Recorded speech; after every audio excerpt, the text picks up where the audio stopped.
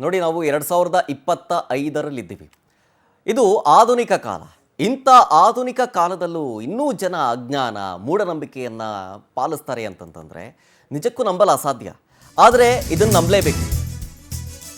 ಚಿತ್ರದುರ್ಗದಲ್ಲಿ ಹಿಂಗೆ ಆಗಿದೆ ಒಂದು ಸ್ಟೋರಿ. ರಾಜ್ಯದಲ್ಲಿ ಬಾಲ್ಯ ವಿವಾಹದ ಪದ್ಧತಿ ಇನ್ನೂ ಕೂಡ ಜೀವಂತವಾಗಿದೆಯಾ ಅಂತ ಅನ್ನಿಸ್ಬಿಡುತ್ತೆ. ಪಾಪ ಆ ಪುಟ್ಟ ಬಾಲಕಿ ಕಾಪಾಡಿ ಅಂತ ಬೇಡ್ಕೊಂಡ್ರು ಕೂಡ ಹೆತ್ತ ತಂದೆ ತಾಯಿನೇ ಬಿಡಲಿಲ್ಲ. ನನಗೆ ಮದುವೆ ಬೇಡ ಅಂಥೇಳಿ ಪಾಪ ಆ ಬಾಲಕಿ ಗೋಳಾಡುತ್ತೆ. ಈ ಘಟನೆ ಆಗಿರೋದು ರೆಡ್ಡಿಹಳ್ಳಿ ಗೊಲ್ಲರಹಟ್ಟಿಯಲ್ಲಿ. ಇದಿರೋದು ಚಿತ್ರದುರ್ಗದ ಚಳ್ಳಕೆರೆ ತಾಲೂಕಿನಲ್ಲಿ.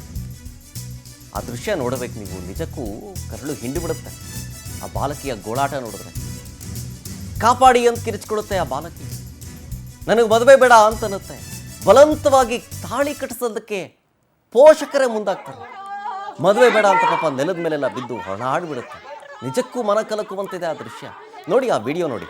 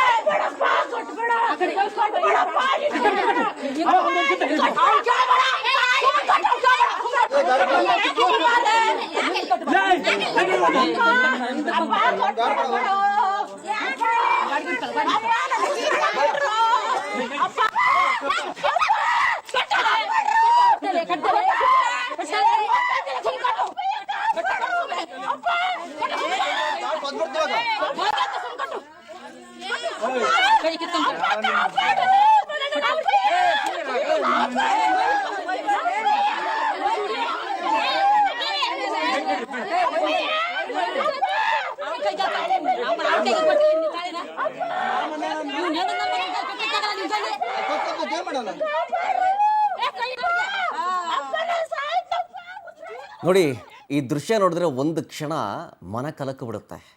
ಅಲ್ಲ, ಯಾವ ಕಾಲದಲ್ಲಿ ಇದ್ದೀವಿ ನಾವು? 2025ರಲ್ಲಿ ಇದ್ದೀವಿ. ಆಧುನಿಕ ತಂತ್ರಜ್ಞಾನ ಮಾಡ್ತಾ ಇದ್ದೀವಿ ನಾವು. ಚಂದ್ರನ ಬಳಿ ಮಾನವ ಸಹಿತ ಹೋಗಬೇಕು ಅಂತ ಪ್ಲ್ಯಾನ್ ಮಾಡ್ಕೊಳ್ತಾ ಇದ್ವಿ ಭಾರತದಿಂದ. ಹೀಗೆಲ್ಲ ಇರಬೇಕಾದ್ರೆ ಇಂಥ ದೃಶ್ಯ ನೋಡಿದ್ರೆ ನಿಜಕ್ಕೂ ಭಯ ಆಗುತ್ತೆ. ಇನ್ನೂ ಜೀವಂತವಾಗಿದೆಯಲ್ಲ ಅಂತ.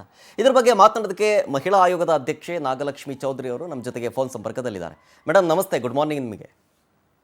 ನಮಸ್ಕಾರ, ಗುಡ್ ಮಾರ್ನಿಂಗ್ ಮೇಡಮ್. ಚಳ್ಳಕೆರೆ ತಾಲೂಕಿನ ಈ ರೆಡ್ಡಿಹಳ್ಳಿ ಗೊಲ್ಲರಹಟ್ಟಿ ಅಂತ ಒಂದು ಊರಿದೆ. ಅಲ್ಲಿ ಪಾಪ ಬಾಲಕಿ ಮದುವೆ ಬೇಡ ಅಂತ ಹೇಳಿದ್ರು ಪುಟ್ಟ ಬಾಲಕಿಗೆ ಮದುವೆ ಮಾಡಿಸ್ತಾರೆ, ಸ್ವಂತ ಪೋಷಕರನ್ನೇ.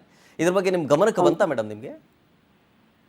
ನಾನು ಅದು ಬಂದಿದ ತಕ್ಷಣನೇ ನಾನು ಅಲ್ಲಿನ SP ಮತ್ತು ಮಹಿಳಾ ಮತ್ತು ಮಕ್ಕಳ ಕಲ್ಯಾಣ ಇಲಾಖೆ ಉಪನಿರ್ದೇಶಕರ ಜೊತೆ ಆ ತಕ್ಷಣಕ್ಕೆ ಫೋನ್ ಮಾಡಿ ಅಷ್ಟೂ ಜನರ ಮೇಲೆ FIR ಆಗಿ ಅವರನ್ನೆಲ್ಲ ಅರೆಸ್ಟ್ ಮಾಡಿ ಮತ್ತೆ ಮಗುವನ್ನ ಬಾಲಮಂದಿರದಲ್ಲಿ ಇಟ್ಟಿರುವಂತ ಒಂದು ಮೆಸೇಜ್ ಅನ್ನ ಸಹ ನಾನು ತಗೊಂಡೆ.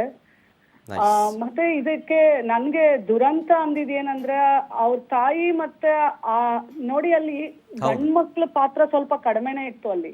ನಿಜ ನಿಜ. ಅಲ್ಲಿ ಹೆಣ್ಣು ಮಕ್ಕಳೇ ಜಾಸ್ತಿ ಇದ್ರು, ಮಹಿಳೆಯರೇ ಜಾಸ್ತಿ ಇದ್ರು.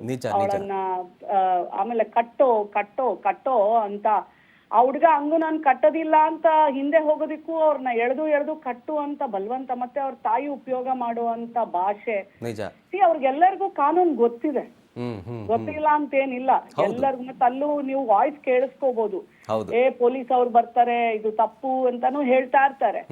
ಇಷ್ಟೆಲ್ಲ ಇದ್ದು ಕಾನೂನಲ್ಲಿ ಬೇಲಿಲ್ದೆ ಮತ್ತೆ ಇದು ಪೋಕ್ಸೋ ಕೇಸ್ ಕೆಳಗಡೆ ಬರುತ್ತೆ, ಈ ತರ ಮಾಡಬಾರ್ದು ಅನ್ನೋದು ಎಲ್ಲವೂ ಗೊತ್ತಿದೆ.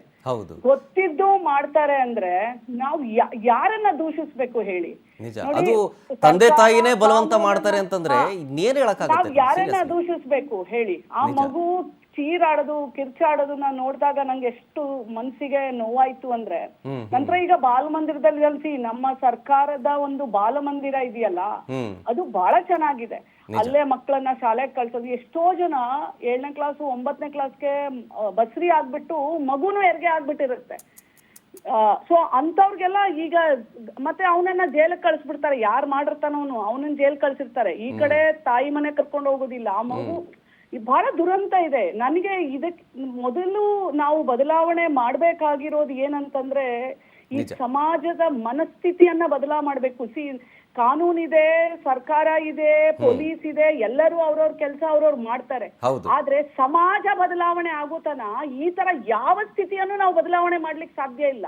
ನಿಜ ನಿಜ ನಿಜ ನಿಜ ನಿಜ.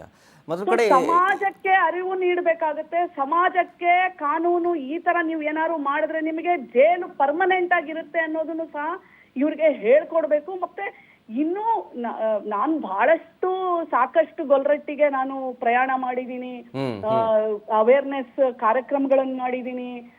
ಆದ್ರೂ ಈ ತರ ನಡೀತಾ ಇರೋದು ನನ್ಗೆ ನಿಜವಾಗ್ಲೂ ಮನಸ್ಸಿಗೆ ಬಹಳ ನೋವಾಗಿದೆ. ಮತ್ತೆ ಪ್ರಾಬ್ಲಿ ಇವತ್ತು ಎಲ್ಲ ನಾನು ಆಫೀಸ್ಗೆ ಹೋದ್ಮೇಲೆ ಏನೇನೆಲ್ಲ ಆಗಿದೆ ಮತ್ತೆ ನಾನು ಅದರದ್ದು ವಿವರಗಳನ್ನ ತಗೊಳ್ತೇನೆ.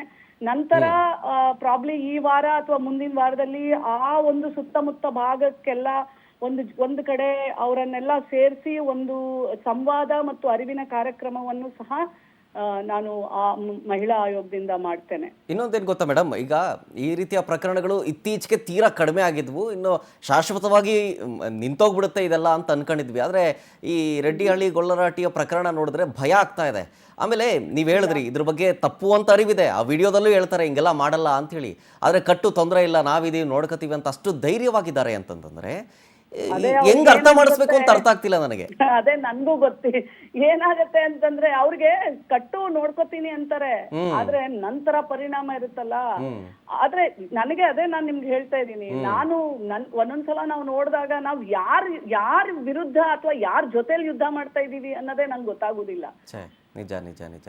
ಬಹಳ ದುರಂತ ಇದು ಬಹಳ. ಬಟ್ ಆ ವಿಡಿಯೋ ಮಾಡಿ ಹಾಕಿದವನ್ಗುನು ಅವನು ಗೊತ್ತಿಲ್ದಂಗೆ ಮಾಡ್ತಿರ್ತಾನೆ, ಯಾಕಂದ್ರೆ ಆ ಮಗುವನ್ನ ಕರೆಕ್ಟ್ ಆಗಿ ಅವನಿಗೆ ತೋರಿಸ್ಲಿಕ್ಕೆ. ಬಟ್ ಅಟ್ಲೀಸ್ಟ್ ಅವನ ಆ ಒಂದು ವಿಡಿಯೋ ಇಡೀ ರಾಜ್ಯವನ್ನ, ಇಡೀ ದೇಶವನ್ನ ಒಂಥರ ತಲ್ಲಣಗೊಳಿಸಿದೆ.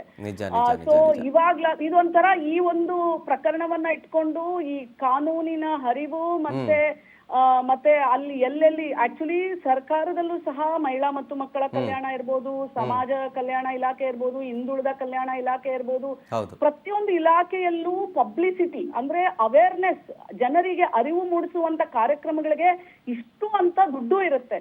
ಇದು ಸರಿಯಾಗಿ ವಿನಿಯೋಗ ಆಗ್ತಾ ಇದೆಯಾ ಅಥವಾ ಈ ನಮ್ಮ ಸರ್ಕಾರದಲ್ಲಿರುವಂತ ಅಧಿಕಾರಿಗಳು ಸಮಯಕ್ಕೆ ಹೋಗಿ ಅವ್ರಿಗೆ ಸಲಹೆಗಳನ್ನ, ಅರಿವನ್ನ ಮೂಡಿಸ್ತಾ ಇದಾರ ಅನ್ನೋದು ಜಿಲ್ಲಾಧಿಕಾರಿ ಅದನ್ನ ಕರೆಕ್ಟ್ ಆಗಿ ಮಾಡಿಸ್ಬೇಕು.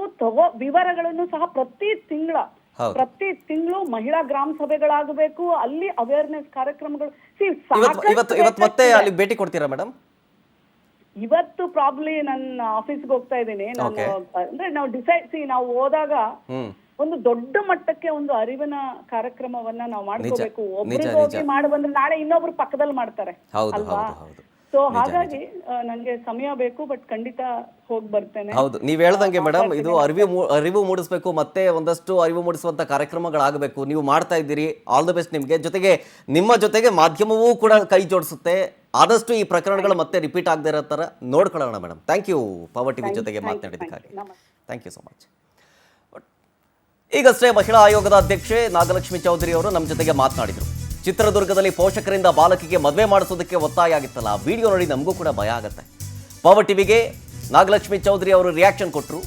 ಮಹಿಳೆಯರೇ ಸೇರ್ಕೊಂಡು ಮದುವೆ ಮಾಡಿಸೋದಕ್ಕೆ ಎಲ್ಲರೂ ಮುಂದಾಗ್ತಾರಲ್ಲಿ. ಕಟ್ಟು ತಾಳಿ ನಾನು ನೋಡ್ಕೊಂತೀನಿ ಅಂತ ಪಾಪ ಆ ಹುಡುಗ ಭಯ ಪಡ್ತಿದ್ದಾನೆ, ಬೇಡ ಪೊಲೀಸರು ಬರ್ತಾರೆ ಅಂತ. ಈಗ ನಾಗಲಕ್ಷ್ಮಿ ಚೌಧರಿ ಅವರು ಈ ಬಗ್ಗೆ ಸಂಪೂರ್ಣ ಮಾಹಿತಿಯನ್ನು ಪಡ್ಕೊಳ್ತೀನಿ.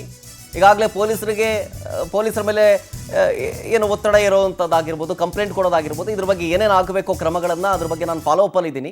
ನಿಜಕ್ಕೂ ಇದೊಂದು ದೊಡ್ಡ ದುರಂತ ಅಂತಂದ್ರು.